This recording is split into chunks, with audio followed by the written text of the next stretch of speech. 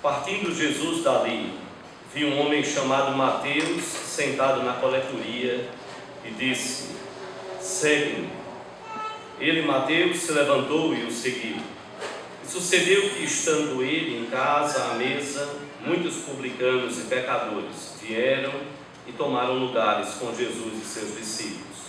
Ora, vendo isto, os fariseus perguntavam aos discípulos: por que come o vosso mestre com os publicanos e pecadores? Mas Jesus, ouvindo, disse: os sãos não precisam de médico, e sim os doentes. Ide, porém, e aprendei o que significa: misericórdia quero e não holocaustos, pois não vim chamar justos, e sim pecadores ao arrependimento. Vamos orar ao Senhor, vamos curvar nossa fronte. Pai amado, te agradecemos, ó Deus, por esta noite. Te louvamos pela bênção de estarmos reunidos, pelos louvores, pelas leituras da Tua Palavra, pela história cantada. Te bendizemos pela bênção da ação do Senhor, de tirar de sobre nós os rótulos que nos impõem, que as pessoas nos impõem, de tirar de sobre nós os rótulos que muitas vezes também nós mesmos nos impomos. E te louvamos pela marca de Cristo, por Jesus, nas nossas vidas, nos nossos corações. Ele que nos dá sentido para a vida, nos ajuda a aprendermos com Ele e a seguirmos o seu exemplo. Nós te oramos, clamando que Ele seja o nosso Senhor e o nosso Salvador. Nós o fazemos no nome dEle, o nosso Senhor e Salvador Jesus Cristo, e para a glória dEle, hoje e sempre. Amém. Eu vou terminar fazendo um contrato de ilustração. Eu estava pensando, naturalmente, que ao longo da semana nós recebemos a história, estivemos pensando no que a palavra de Deus nos fala e pensando no que nos foi colocado nesta noite. Somos julgados pela aparência e pelo que fazemos. Qual é a sua marca? Qual é a sua marca? E nós podemos declarar como cantamos aqui. Quero dizer que o berçário está disponível. Se alguém precisar do berçário, não tem nenhum problema, você pode usar lá, climatizado direitinho. Hoje, excepcionalmente, nós vamos estar com as nossas crianças aqui. Geralmente, no momento da mensagem, elas recebem uma palavra direcionada mais para elas nos outros domingos, tá certo? Mas hoje a gente vai estar, de certa forma, com as crianças maiores aqui, tá certo? Só o berçário, se houver alguma necessidade e você precisar. Mas veja bem, nós somos julgados pela aparência e pelo que fazemos. E a grande questão é: qual é a nossa marca? E que marca Deus tem nos usado para deixar em outras vidas? O grupo de crianças aqui com as suas professoras, eles cantaram: pintou minha vida com sangue derramado. Jesus pintou a minha vida com o sangue derramado. Eu fiquei a refletir, logo Jesus, que foi marcado por tantas bolas cinzas. Se você ler os evangelhos, chegaram até o ponto de quando Jesus libertou pessoas da possessão de demônios, chegaram a olhar para Jesus, discordando de Jesus, disseram: ele faz tudo isso aí pelo poder de Beelzebul, o maioral dos demônios. Foi isso que Jesus recebeu, foi essa bola cinza.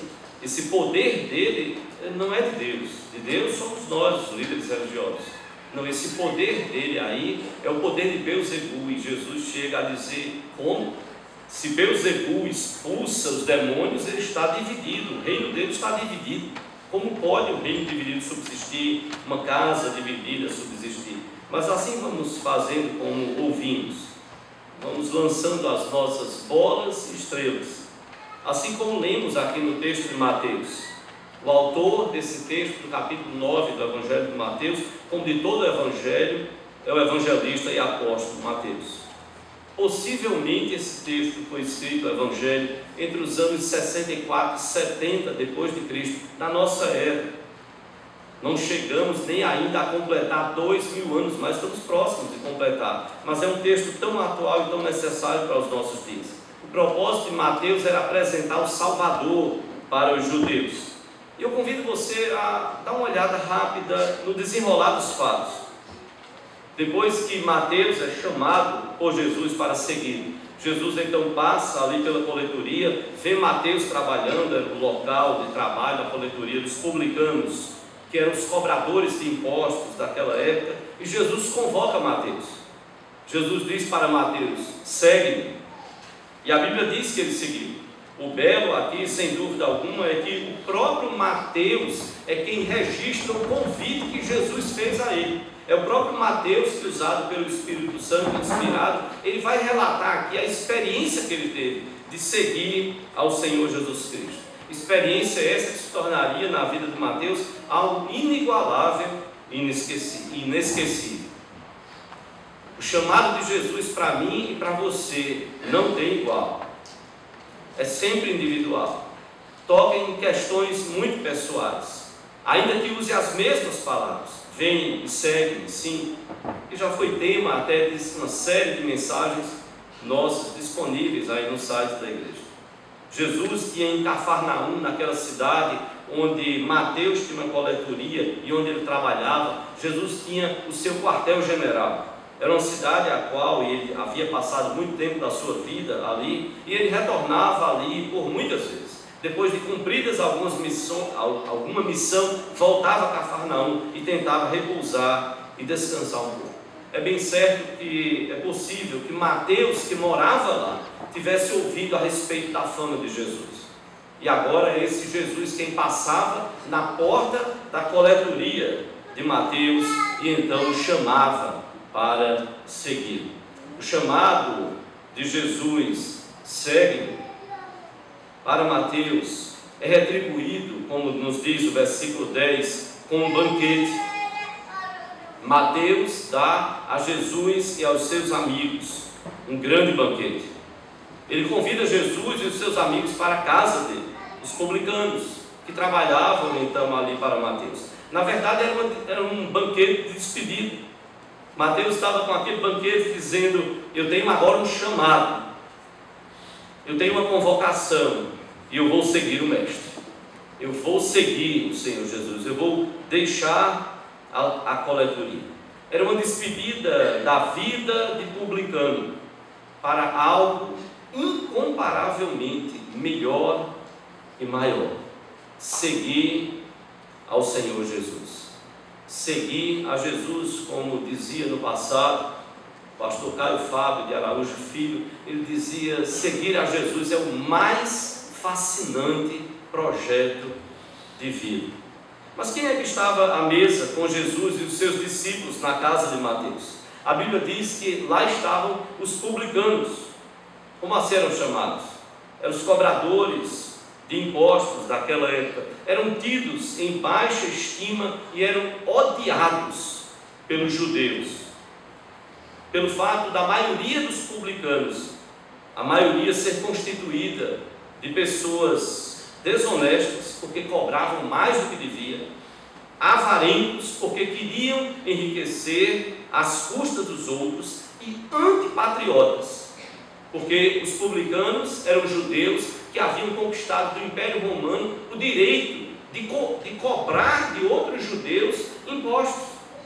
Viviam às custas de se enriquecer, crescer na vida, às custas da exploração dos seus compatriotas, do seu próprio povo judeu.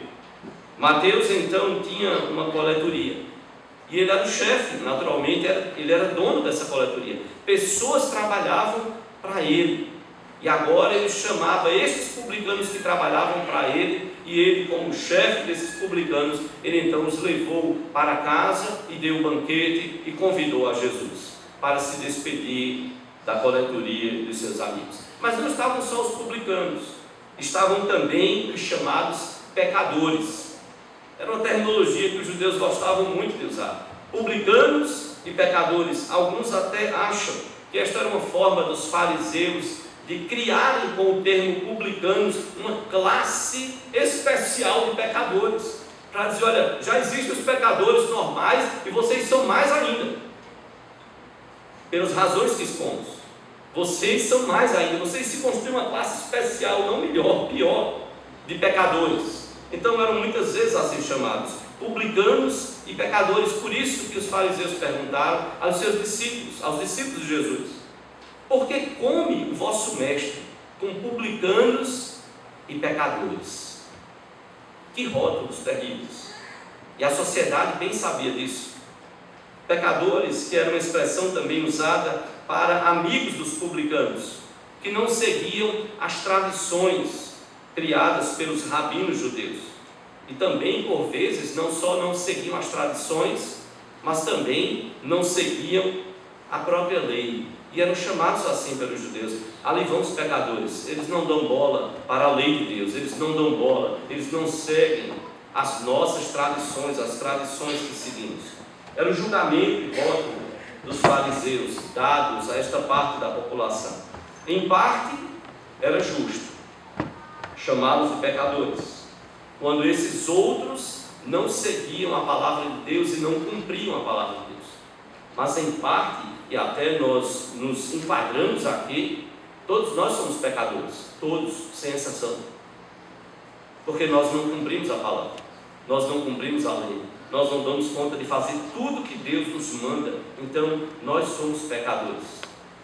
Não é assumir, não é nem a meia culpa de apenas uma culpa minha que eu vou assumir levemente, porque eu não quero perder voto no meio do qual eu vivo. Não preciso assumir a culpa toda. Eu sou um pecador.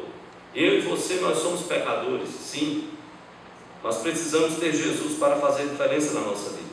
Em parte, o título era injusto. Em parte, o título pecadores era injusto. Por quê? Porque os judeus cobravam desta parte da população que eles cumprissem as tradições exageradas criadas por esses rabinos judeus. A lei precisava ser cumprida, mas aquelas tradições que eles foram acrescentando e acrescentando tradições e mais normas, a lei não. Essas normas não precisavam ser cumpridas. Era o suficiente cumprir a lei que Deus havia determinado. Só para dar um exemplo e você entender a que ponto os judeus chegaram. Primeiro que, acrescentando às leis a palavra, eles criaram para mais de 600 regras. Por exemplo, era o dia de sábado. Deus então orienta o povo de Israel que o povo não trabalhasse. Deus queria que o povo repousasse, descansasse, trabalhasse 6 dias e descansasse um dia, e que o povo usasse aquele dia para adorá-lo, lembrar quem é Deus, acalmar um pouco, sair daquela agonia. É o que os médicos hoje dizem, e dizem até mais. Não só um dia, você precisa de mais tempo, você precisa de algum tempo ao longo dos dias. Pastores que vão adoecendo, igrejas que adoecem pastores. Pastor, mas eu preciso, urgente. Mas é urgente, tudo não é nem para ontem, tudo é para antes de ontem. Não vamos cuidando de um monte de coisas, depois descarregamos todo o nosso desespero, e até às vezes nem gostamos, quando às vezes o pastor diz assim: meu irmão, me faça um favor, hoje é domingo, o irmão me comunicou isso, daria para amanhã o irmão descansar um pouco, orar mais, e na terça-feira eu estou inteiro, disponível para você. Pastor, o senhor não imagina como eu estou angustiado. Não, quem está ficando angustiado sou eu, que eu estou sabendo disso no domingo. Você imagina que o dia da minha folga eu vou passar pensando nisso? Como dizia o pastor Valmir, a gente leva para casa os problemas, a gente somatiza, a gente quer resolver todos eles, e aí é 24 horas, é o tempo todo. Não, Deus dizia: calma, descansa em um dia. Mas o que então fizeram os rabinos? Por exemplo, no dia de sábado eles diziam: você não pode dar um nó, porque se você der um nó numa corda, você está trabalhando. Isso, agora veja bem, se você seguir essas normas nossas, dos rabinos, não era Deus que estava determinando isso.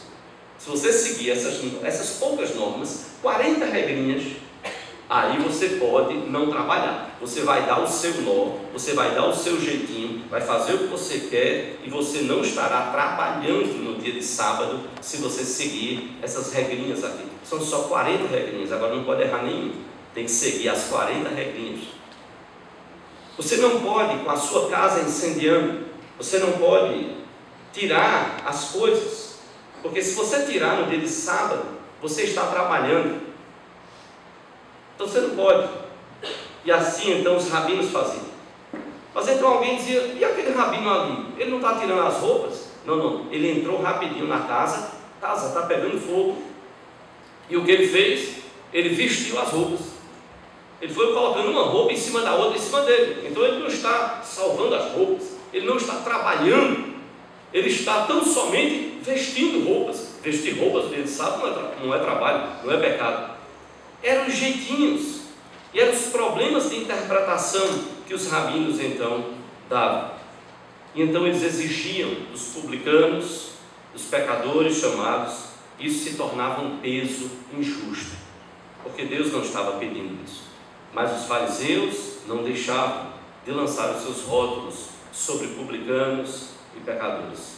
Eles então questionaram os discípulos de Jesus: por que come o vosso mestre com publicanos e pecadores? Em Mateus 11, 18 e 19, se você for um pouquinho adiante, você encontrará esses mesmos fariseus, Mateus 11, 18 e 19, pressionando os discípulos e pressionando o próprio Senhor Jesus Cristo. Então Jesus chega e diz, Mateus 11, 18 e 19, Jesus diz: pois veio João que não comia, João Batista nem bebia, e dizem: tem demônio. O que é isso? Rótulo. Os judeus paravam e diziam: olha, esse aí não é de Deus, não. Ele está criticando muito, ele está falando muito dos pecados, do pecado de Herodes. Não, ele tem demônio, ele não come com a gente, ele não bebe. Aí Jesus chega e diz: olha, João Batista não comia nem bebia, vocês então diziam que ele tinha demônio. No versículo 19, Jesus diz então: veio, falando dele mesmo, Jesus diz: veio o Filho do Homem, que come e bebe, e dizem: eis aí um glutão e bebedor de vinho, amigo de publicanos e pecadores. Olha a expressão de volta, de novo. Mas então diz Jesus: a sabedoria é justificada por suas obras. Jesus faz com que os fariseus pudessem então perceber: vocês continuam lançando rótulos.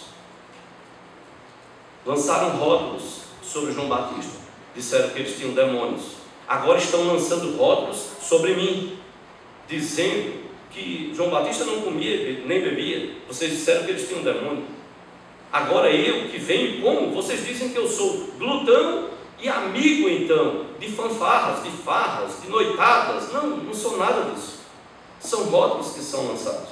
Era uma reprovação aos discípulos de Jesus por seguirem aquele mestre. Sentar à mesa era sem dúvida alguma um sinal de amizade, de intimidade, e foi nisso que os fariseus tentaram conturbar o coração dos discípulos. O mestre de vocês senta com publicanos e fariseus. O mestre de vocês senta com publicanos e fariseus. Eu lembro há muitos anos, logo no começo do ministério, um colega nosso de adolescência, filho de um pastor, estava afastado da igreja, do evangelho, e a gente tentando conversar com ele, ajudá-lo, ele disse: vamos marcar lá em Boa Viagem. Nós fomos para Boa Viagem, vamos para tal área em Boa Viagem, um bar e restaurante, mas era bem aberto, bem tranquilo.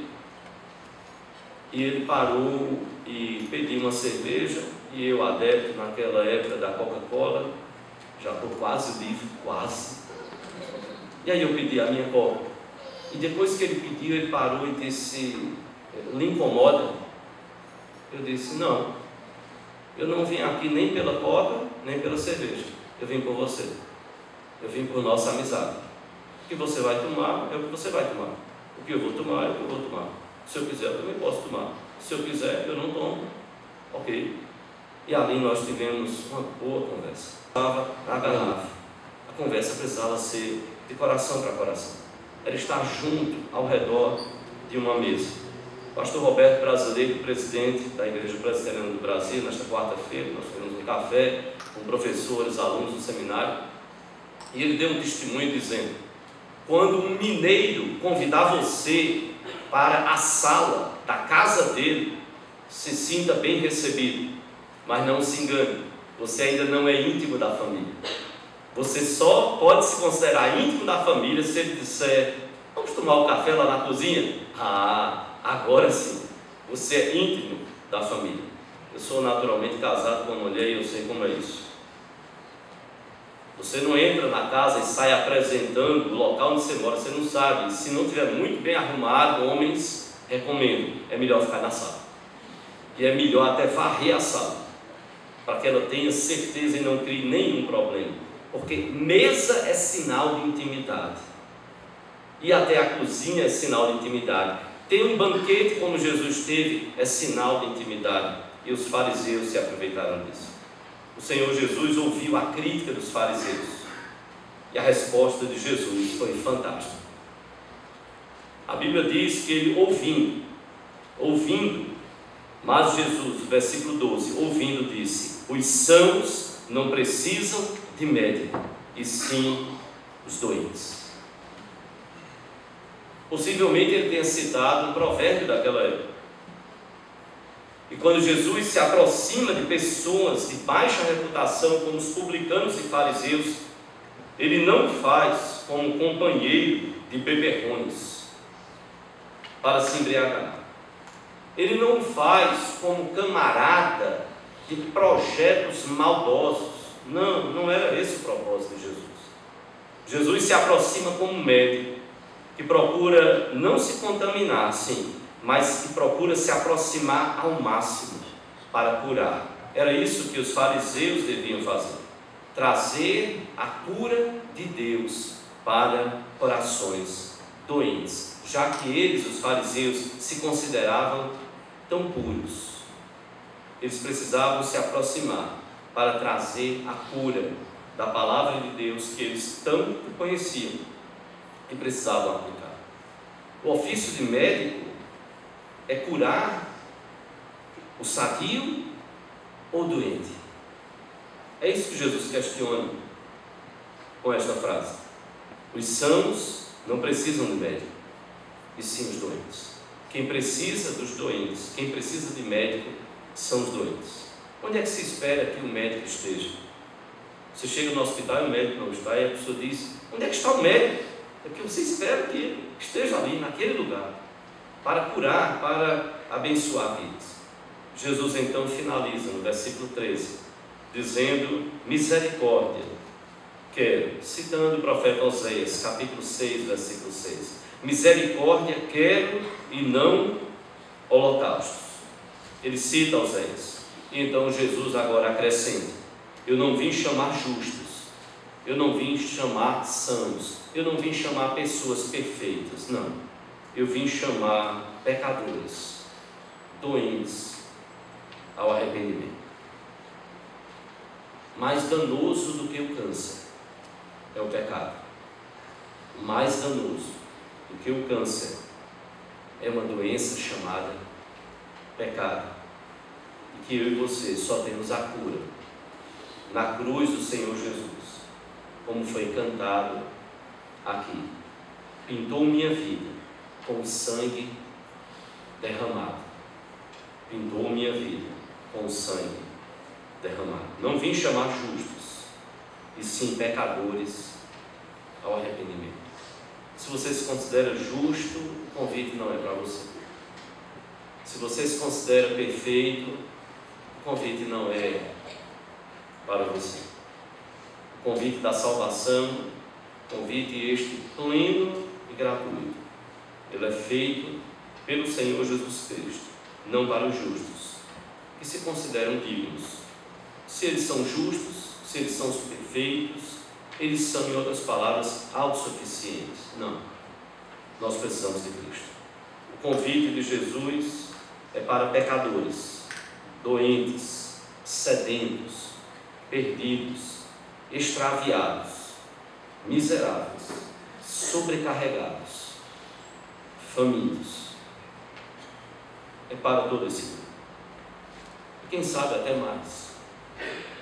Quem sabe, se você se vê com um destes rótulos, eu quero dizer à luz do que a Bíblia diz: o convite de Jesus é para você.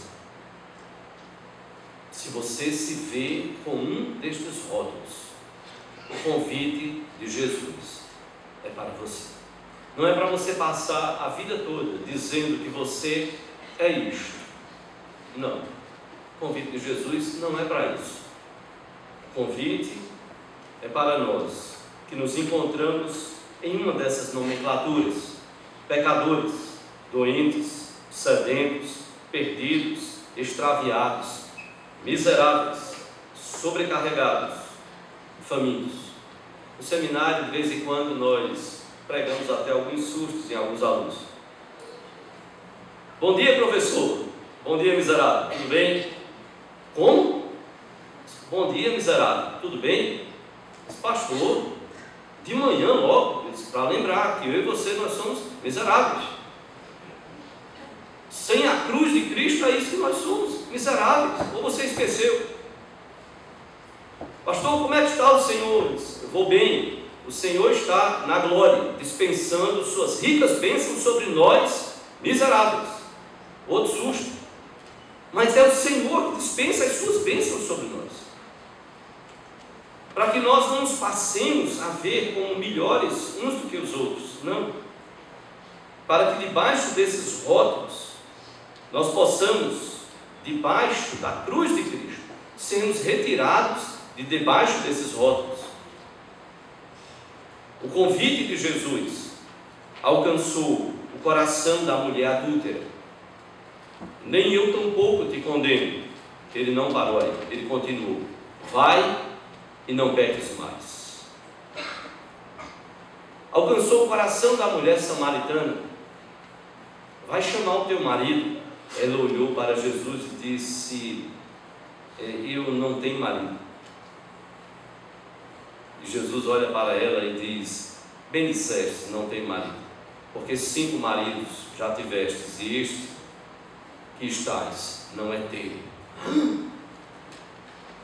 Vejo que és profeta. O Senhor sabe minha vida. Eu vim dizer que eu não tinha marido. O Senhor já falou que eu já tive 5. O Senhor está sabendo que esse com quem eu estou não é meu marido. O convite de Jesus alcançou o coração dela. O convite de Jesus alcançou o coração de Jairo, chefe da sinagoga, quando sua filha adoeceu. Prostrou-se diante dele. O convite de Jesus alcançou o coração do malfeitor na cruz. Lembra-te de mim quando vieres no teu reino. O convite de Jesus alcançou o coração de Zaqueu, o maioral dos publicanos. O maioral dos publicanos. Senhor, se alguém tem defraudado, restituo 4 vezes. E Jesus olha para ele e diz: hoje houve salvação nesta casa. O coração deixou de estar nas riquezas para cumprir e fazer a vontade de Deus e abençoar a vida do seu próximo. E ter a bênção de restituir e de dar se tirou de alguém indevidamente. O convite de Jesus alcançou o coração de Mateus, coletor, dono de uma coletoria. Alcançou o coração de Mateus. O convite de Jesus alcançou o coração de Pedro, pescador, nervosinho, estressado, impulsivo. O convite de Jesus alcançou o coração daquele homem para torná-lo um dos grandes líderes da igreja. Que servo de Deus. Se a tradição estiver certa, e aí eu digo a você: eu gostaria muito de, chegando no céu, poder dizer: Pedro, vem cá, eu tenho uma dúvida. É verdade que você morreu crucificado e de cabeça para baixo? Se a tradição estiver certa, este homem não aceitou morrer na mesma posição de Cristo, como se já não fosse bastante, tanto sofrimento, morrendo, sendo crucificado, ainda sendo de cabeça para baixo, é terrível.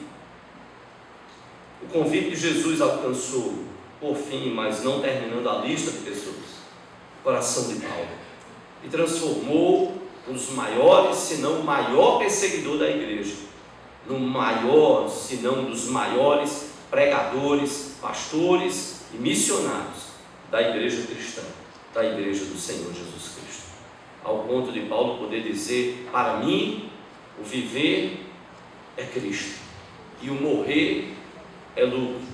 E quando você vê seminarista choramingando, eu digo: sabe o que você é, o que eu sou? Nós somos escória do mundo. Como é, pastor? Lixo? Eu disse: é isso. Se acostume um pouquinho, dói menos. Mas se você achar que você é o tampa de crush, a tampinha da última Coca-Cola, meu amigo, aí você está perdido. Entenda como Paulo, que tinha tantos títulos, Paulo era tão respeitado no meio dos judeus. Tantos rótulos Paulo tinha, e rótulos bons. Mas Paulo chegou e disse: eu considero todas essas estrelinhas que nós vimos aqui da história, todas essas estrelinhas, eu considero tudo isso aqui como refúgio, como lixo mesmo, coisa desprezível, porque o que eu preciso não são essas estrelinhas que os homens vão me dando. Eu preciso é de Cristo na minha vida. Foi isso que Paulo disse. Esse mesmo convite alcançou o meu coração, e quer alcançar o seu. Eu desejo alcançar os nossos corações a cada dia, a cada momento. O Senhor Jesus é um médico que recebe a mim e a você, recebe você como você está, do jeito que você estiver, mas Ele se recusa a deixar você sair como você chegou. Ele quer curar o nosso coração, ferido pelo pecado. Como disse Jesus, os sãos não precisam de médico, e sim os doentes. Misericórdia quero, e não holocaustos. Eu não vim chamar justos, e sim pecadores ao arrependimento. A maior bênção é quando doentes chegamos para o médico e ele nos receita o remédio perfeito. É isso que Jesus faz para o meu e para o seu coração pecaminoso e doente. Ele receita a cruz dele, o sacrifício dele. Os rótulos, as pessoas vão dar tantos e tantos rótulos, e aí você diz: não, eu só quero uma coisa, eu quero que sobre mim esteja a marca de Cristo. Cada pecado reconhecido, cada falha reconhecida, cada dor, cada lágrima colocada de forma sincera diante do Senhor, e dizendo: Senhor, me perdoa, eu não podia ter feito aquilo, eu não podia ter falado aquilo. Senhor, faz de mim um vaso novo. A marca de Cristo nos nossos corações. E nós temos a bênção de podermos aprender dele, do Senhor Jesus. E é isso que nós queremos convidar você: seguir a Jesus. Sim, seguir ao Senhor Jesus, o mais fascinante projeto de vida. Sermos discípulos e fazermos discípulos do Senhor Jesus Cristo. E aí a gente vai aprendendo dia após dia a não nos preocuparmos tanto com estrelinhas e bolinhas que as pessoas vão lançando, a sermos também instrumentos de Deus, para que a gente ajude outros, à medida que somos ajudados por Deus nessas relações. Por vezes temos que ser lembrados como pastores, por vezes lembramos a outros de não estarmos rotulando, tão fácil rotularmos. Vivemos um período de eleições, eleitoral. Quantos rótulos, quantas famílias, quantos ambientes de trabalho, quantos locais de estudo, quantas igrejas, quantas amizades rotuladas. É hora de aprendermos com o Senhor Jesus, de buscarmos nele, sim, a solução para os nossos problemas. Sem ele, uma nação não pode ir adiante. Sem a bênção de Deus, não pode. Sem a bênção de Deus, a igreja não pode ir adiante. Sem a bênção de Deus, a família não pode ir adiante. Sem a bênção de Deus, as pessoas não podem seguir suas vidas e cumprirem todo o propósito de Deus para a nossa existência. Quero convidar você a pensar, não como os fariseus, mas a pensar como os publicanos e pecadores a ouvir o chamado de Jesus. Os sãos não precisam de médico, e sim os doentes. Não vim chamar justos, mas sim pecadores ao arrependimento. Que o desafio nas nossas vidas não seja de estarmos lançando bolinhas e estrelas sobre os outros, sem dúvida alguma, rotulando os outros, publicando-os, pecadores, meretrizes. Não. Aquietarmos o nosso coração e dizermos: Senhor, me abençoe, me ajude, me use na vida de outras pessoas, assim como o Senhor usou e continua usando pessoas na minha vida. Sermos bênção na vida uns dos outros e podemos encontrar na cruz do Senhor Jesus a salvação para as nossas vidas. Que o Senhor Deus, pois, nos abençoe. Eu quero convidar você, se você puder ficar de pé, nós vamos terminar o culto cantando com o grupo de louvor, um canto muito expressivo.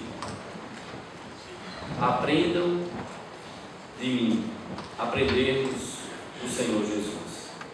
Logo após nós vamos estar orando e vamos impetrar o discurso. Vamos ter um momento, logo após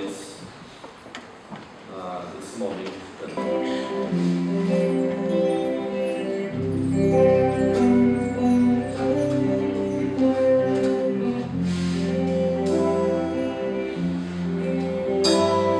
Aprendam de mim, disse o Mestre Jesus, ver é mais do que ouvir, andar lado a lado, viver pra servir, ser luz que brilha na escuridão,